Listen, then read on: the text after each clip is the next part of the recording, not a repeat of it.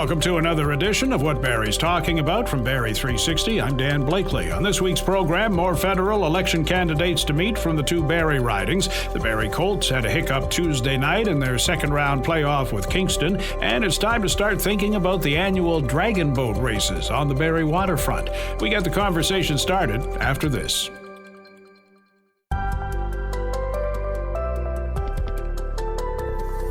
Had a chat last week with one of the Barrie candidates in the federal election. Let's meet a couple of more this week, starting with Michael Speers, who's running for the Communist Party of Canada in Barrie-Springwater-Oro-Medonte. He's with Barrie 360's Will Conkin. What made you want to join the party? I joined the Communist Party because I wanted to be part of a movement more than anything else. I found, when I was working in traditional parties, I found that they were only after power. Winning was the number one goal, and actually putting forward policies that would improve people's lives was secondary at best. So I wanted to join a party that I firmly believed in, that I saw were promoting policies and ideas that would benefit people and improve their material conditions now, while also having a philosophy that would be building a better world in the future. I think some people, they hear the word communism and it maybe might scare them a little bit. What are some misconceptions about that? And what can this party bring to the people of this area? Well, I think what people need to know is that at the heart of it, the Communist Party is the party for the working class. We have no other interests except the interests of working people and their families, first and foremost. This election, we're putting forward policies that we think will improve people's lives, especially now when working people are under threat, they're under attack. People are upset, they're worried about their futures with Trump's tariffs. So we're putting together, we put together a platform that really focuses on what we call peace and prosperity, not war and austerity. So we want more investments in programs that will help people. We believe that in order to counter Trump's tariffs, and the layoffs that are going to result from that, we want to see the nationalization of specific sectors like the steel industry and the auto sector. We want to see a made-in-Canada electric vehicle that people could buy. Immediate needs for people, too, we want to see employment insurance improved vastly. We think that if you lose your job, that you shouldn't be struggling to make ends meet. So we want to see employment insurance cover 90% of a worker's wages before they were laid off. We also want to put price controls on food, fuel, and rent, as well raise the minimum wage to at least $25 an hour, because that would allow for somebody to have a minimum wage job, but also be able to support a family as best they can. Do you feel like, housing affordability and maybe even healthcare is tied with that as well? Maybe touch on that. For sure. We are strong believers that housing is a human right. We want to see 2 million social and public affordable housing units built across the country. Not only will that provide affordable housing for people, true affordable housing, but it'll also create jobs that people need. We also want rent to be capped at 20% of a person's wages, their total income. We think that that's a level where people will be able to finally be able to afford a house. We also want, we want stronger and more investments in healthcare.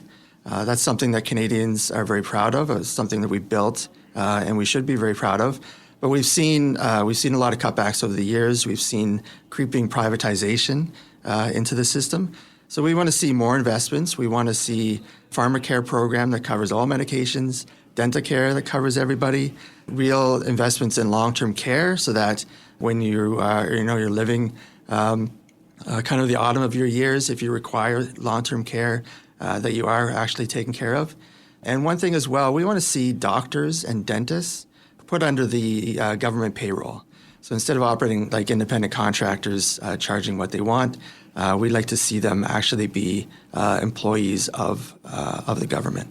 I kind of already asked it, but what would you say to voters who are not familiar or may misunderstand the Communist Party? I think the first thing you need to do is to give us a chance, is to listen to what we're saying, read what we're putting forward, and not just get sucked into the idea that you have to vote for this party or that party. We're seeing this election has become maybe a two-horse race nationally. But, we're asking people to rethink the idea of picking the least worst choice that you can. You could do that, but then you're stuck with what you've got, and maybe you weren't able to vote for the party or the candidate that you firmly believed in. And we think, a vote for the Communist Party not only sends a message that you think the status quo isn't good enough and that we need fundamental change in our country, but you're also voting for a candidate who's going to put the interests of the working people first and foremost. That's what the Communist Party believes in. That's who we fight for on a daily basis. And not just at election time. You're going to see us fighting for working people and policies that will benefit them between elections as well. Yeah, for Barrie-Springwater-Oro-Medonte, what can you see for the future if your party took the lead? If this riding elected a communist MP, what you would see is somebody who wouldn't be afraid to ruffle feathers, wouldn't be afraid to go after the establishment, and to put forward the policies that will improve people's material conditions. We all know that through successive Liberal and conservative governments over the years, well, what have working people got from that? They've got houses that they can't afford. They have food prices that they can't afford. We have a militarization kind of efforts that are really impacting the country's ability to really invest in the social programs that people need. And I don't think that's really what Canadians want. I don't think it's what people in this riding want. I think they want an MP that is going to fight for them, that isn't going to have to answer to a party that is more interested in supporting corporations and the ruling class.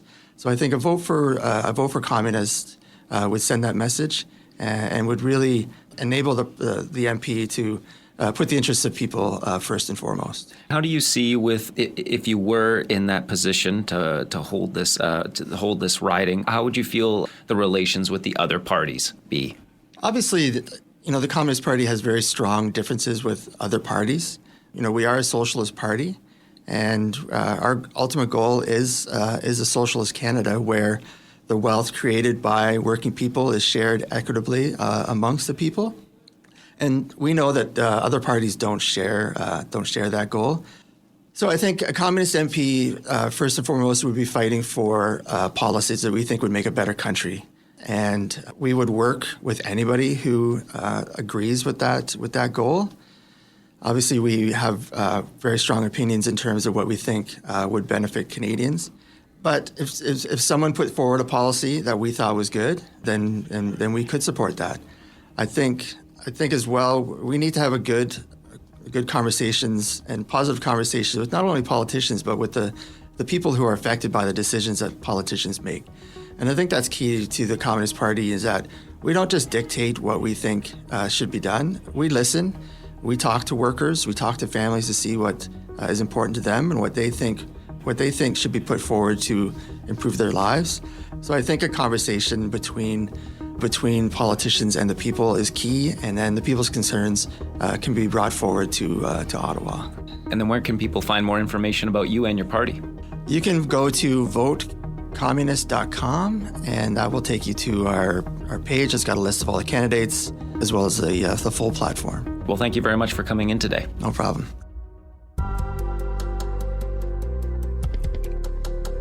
From Communist Party of Canada candidate Michael Speers to the Liberal candidate in Barrie South Innisfil, John Olthouse. He's with our Ian McLennan. You're in the race in a riding that's a Tory stronghold with the current incumbent, Jean Brassard. Yes. Why did you jump in? Well, I think we need a strong representation here for the Liberal Party in Barrie and Innisfil. The issue is being that, the incumbent has been in for quite a long time, 9 years, and I think it's an opportunity, especially if the leadership stays Liberal, that we have a strong, basically a person here that can actually represent Barrie Innisfil in the House. So we can work together with the Prime Minister and move things forward for our region. Now you've got a new leader. We've got a new prime minister, not elected yet. Why should Canadians, get behind Mark Carney? Because some people have said, yeah, it's a new face, but behind them, it's pretty much the same old team. Yeah, no, it is a new team. You could say that perhaps we were a little too left before under Justin Trudeau, and that stirred some people into, they felt bad about that, didn't like that exactly. But with under Mark Carney, we're now more centered. He leans in both directions a little bit, so we're getting the best of both worlds. Man, frankly, is brilliant. He's an economist. I followed his career long before I even thought to go into politics, and his career as an economist, dealing with the Bank of Canada, Bank of UK, it's something we need, and we need that kind of person to go against the United States. Well, Carney received praise from former Conservative Prime Minister Stephen Harper, how he navigated Canada through the economic crisis in 2008. But under Trudeau, Pierre Poilievre, the Conservative leader, has hammered home increasing crime, affordability issues, more people lining up at food banks. He's basically saying, you know what, we gave you a chance, you didn't do the job. Yeah. Well, Mark is actually addressing all those issues with gun control. Give me an example where you, affordability, people who are in their 30s or 20s wondering if they'll ever be able to own a home, and even the cost of rent is scary. Yeah, well, what they're looking at right now is actually, I don't know if you've seen it, but there's actually a catalog of homes similar to what they did back in the war times, the war prefab? Homes. The prefab, pre-engineered in a lot of cases, so that they're a rubber stamp. You come in, if there's some land, and they are talking about releasing some more federal land, which would be low-cost land. That's the issue right now. Developers are sitting on a lot of properties, and they want to get top dollar for them. I can't blame them for that, but, is that where you can put affordable housing? So if we can open up some federal land and put some of these homes on there, developers can come in real quick, rubber stamp homes, and they're beautiful. They're beautiful looking homes. So, I have like 5 children, and so they're not children; they're adults now. But they're all looking to get into the market, and some have gotten into the market, but into a single-family home. This would be wonderful for them. Donald Trump has thrown this election campaign on its heels with the tariff wars. Right now, there are suggestions on polls that Canadians believe Mark Carney may be the one who can manage that guy compared to Pierre Poilievre. How critical is the Donald Trump factor to possibly the outcome of this election? When he was making some of his claims when he was coming in and treating, Prime Minister Justin Trudeau, calling him, I guess, the 51st governor or whatever he was trying to do there, Carney came in and said, I'm not talking to you until such time as you recognize that we are a sovereign nation, and once you can come to that understanding, then I'll speak with you. And he did speak with him. He did, and though it was initiated by Donald Trump, I believe that call. Yeah, and the president referred to Mark Carney as the prime minister. So, and he referred to Canada as Canada, something about that. So we are a sovereign nation, and we're Canada, and we're proud. What are you hearing at the door? And I know sometimes people want to be nice and polite. The issues brought up, crime. I guess we've talked affordability. That again, they go back to you've had 9 years under Justin Trudeau. Yes. The Conservatives don't say Canada is broken anymore because I believe that's the Trump factor. What are you hearing at the door, and what's going to be different if the Liberals form the government? I think, the vast majority that I've spoken to, and some being Conservative and being NDP, is they're looking at Mark Carney as the answer to deal with Trump. He's the only one who's an economist. He's actually been in the real world industry. He's been communicating with world leaders, his entire career. He's not, just an opposition, a critic. That's what's been going on actually in the last 9 years. You can say a lot of things in the House.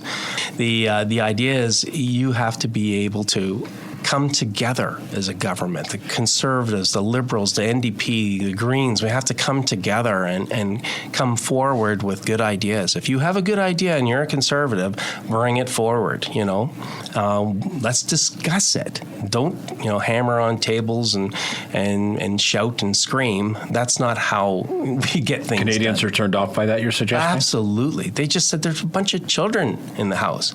And, on occasion, I think Liberals can get, criticized as much as as possible. But, it's mainly the other side that is doing Why did you jump in, though, in terms of, this has been a stronghold. It's solid blue. So I guess what does John bring to the riding of Barrie South Innisfil? A little bit about you. Yeah, well, my background is in customer service communications. I've been doing that for over 30 years. Retired now, so there's an opportunity I can do full-time politics, and I'm well known in the community. I think there's an opportunity here where I can represent you. I'm an excellent listener as far as ideas and a problem solver. A lot of times people might come to me with a problem, and I'll say, well, what are you really specifically looking for in an answer, and what can I do for you? There will be cases where I'm limited based on other world issues. Like I can't tell Trump to, drop his tariffs, but I can work with Mark Carney, and we'll be strong. We'll look at our economy here in Barrie and see what we can do to improve what we're doing here, and bring in the federal government if we get elected. I'll bring it to Barrie Innisfil. We're not going to be the opposition. We'll have more candidate interviews for you next week. The election, of course, Monday, April 28th. Barrie Colts lost some of their giddy-up Tuesday night in Kingston, had a 2-1 lead after the first period, took some bad penalties in the second, and allowed 3 goals in 4 minutes in the third in a 5-3 loss. Our Will Conkin gets Colts writer and broadcaster Gene Pereira's take on what happened. Gene Sadlin was rocking on Thursday when the Barrie Colts beat the Kingston Frontenac 6-2, then another boisterous Barrie crowd for Game 2 as they took it 7-4, but Game 3 in Kingston saw an inconsistent night for the Colts, as you said in your article. Barrie lost 5-3, so the series is 2-1 for the Colts. Jumping to the first 2, high-scoring affair for Barrie. What did you make of it, Gene? Yeah, it was really, the opening game, we saw Kingston dominate in the first 40 minutes, and then Barrie really came to life in the third and dominated the third and put the game away. And then Game 2, Charlie Schenkel, who the Kingston Frontenacs acquired the trade deadline from the Sioux Greyhounds, he really had a tough first 2 games in the series, and he ended up getting pulled after giving up 4 goals on 13 shots, and Barrie got them, and again, they held serve at home ice, and which is important, getting a 2-0 lead, and again, they did what they had to, and at times there were stretches that Kingston outplayed them, but you always had a sense that Barrie, when they needed to push, they did exactly that, and they got the first 2 wins on home ice. One particular play that caught my eye from that game one was Bo Jelsma did a backhand pass kind of shot from about the blue line, and it hit the boards with Michael Durbridge shuttling it to Riley Patterson for the Colts' first goal of the game. And then Dolan Wakely had a similar hustle play goal kind of later. And then as well from Game 3, Owen Van Steensel seemed to show good leadership after the Game 3 loss. When he chatted with you, Gene, how big have these veterans been, and are they going to be? Yeah, obviously come playoff time, experience is a huge factor, and Barrie is a veteran club. They got a lot of older players and that have been kind of through these playoff battles, and it becomes big because in the playoffs, momentum is obviously huge, but when you come off a loss or even a win, you got to kind of be able to put that game aside pretty quickly. They come every other night pretty much, so you got to focus on the game at hand, and if you get a tough loss like Barrie did, Tuesday night in Kingston, that's one of those games that if you let it stick with you, it can affect you for Game 4, and you don't want to do that. And I think having experienced guys like Van Steensel who talk about, wanting and needing to move on from this one and kind of learning from it, and that's a big factor. And for the Colts, it was a tough loss. It was a game I thought they could have won. I mean, at times they're again outplayed, outshot. But they had a 2-1 lead and just, a ton of penalty trouble. And it eventually caught with them later in the second when Kingston tied it. And a 2-2 game going into the third, again, another game that is right there for you. And I think there's a disappointment that you're not able to pull that one out and take a stranglehold on the series. But obviously a huge game for Thursday night, with the Frontenacs having a chance to tie it and Barrie an opportunity to again get a stranglehold and bring it home for Saturday night. Sam Hilbrand, he started game 1 and 2, but then head coach Marty Williamson flipped to Ben Hrebeck for game 3. Do you think that was the right choice? Hrebeck did play really well despite the loss. Yeah, you go back. I mean, teams like to go obviously for one goalie in the playoff time, but Marty Williamson over the first couple of series he's gone back. He feels he's got two good goalies. The team's confident in both goaltenders, and Sam Hildebrand played really well in the first 2 games, and they went to Hrebeck Tuesday night in Kingston for game 3, and the tough part is he was outstanding, and Barrie kind of wasted that effort, and it was just one of the games where I thought Barrie, which is usually pretty solid defensively, but they gave up too many odd man rushes, and it caught up with them along with the penalties. It was really the difference of the game. I mean, Hrebeck made some outstanding stops, especially when Barrie had their 2-1 lead and were killing penalty after penalty. But again, it's no fault of the young goaltender by any stretch, and Marty's kind of left you guessing about who's going to start each game, but he's shown confidence in both goalies, and I think for good reason. Both have been outstanding, and you certainly can't fault Hrebeck for Tuesday night's loss. As you said, up next, game 4 again in Kingston. Gene, can the Colts continue with the high-scoring pace, or have the Frontenacs found a way to slow things down like in game 3? Yeah, I think Barrie's, they're fairly confident. I mean, their depth up front has really helped. I think, again, obviously the trio of Wakely, Romani, and Van Stietzel has been effective, but so have the other lines as well. Jelsma's line and Cole Blue, and I think they're a bit deeper than Kingston when you look through the lineup. I expect them to bounce back. I think Barrie's really a fairly confident team. I mean, they're a veteran team, and you don't really see the panic that might come after a loss. They know that you got to put that one aside, and I expect Barrie to be a much better team on Thursday, and certainly not give up the opportunities that they did. I mean, this is a team that's been pretty good defensively all year, and it was just really odd to see them give up that many quality chances. And we are set up for a Game 5 back in Barrie on Saturday. If needed, Game 6 in Kingston Sunday. Game 7 would be on the Colts turf at Saddlein Arena Tuesday. Gene, looking forward to seeing you after this. One way or another, a winner will be crowned next time we chat. Thanks very much. Thanks, Will. Still a few months before the Dragon Boat races return to Kempenfelt Bay, but now is the time to be thinking about it, about getting your team together and your sponsors lined up. Director of Public Events for the Barrie Public Library, Chris Vandercruz, is with Ian McLennan. It's not taking place until mid-August, but there's a registration process. Did you have a record number of teams last year? No, we didn't have a record number, mainly because the construction down at the Heritage Park, but certainly a higher number than we've seen since the pandemic, and that's a good piece of it. I mean, we're glad to see people coming back out and enjoying the waterfront that we have to enjoy here in Barrie. Now, this will be the 21st annual Barrie Dragon Boat Festival. Just very briefly, a bit of history how this all came to be. Yeah, sure. In 2003, actually, the staff at the library at some point, they were looking at ways to raise money to build branches, and Painswick, of course, was the branch that was on the slot for that. And so this sort of just entailed the idea of putting something on that was unique in the city, and of course using our waterfront, which is a beautiful space, and the Heritage Park and Centennial Park. So I think that was the concept, was to really come up with something new that would attract people to participate in, not only for the benefit of themselves, but also benefit many charities going forward. And that hasn't changed over the years. It's the same structure? Exactly. And I think that's where we're very unique in some sense. I mean, the library is here to help everyone, and we're here for the community.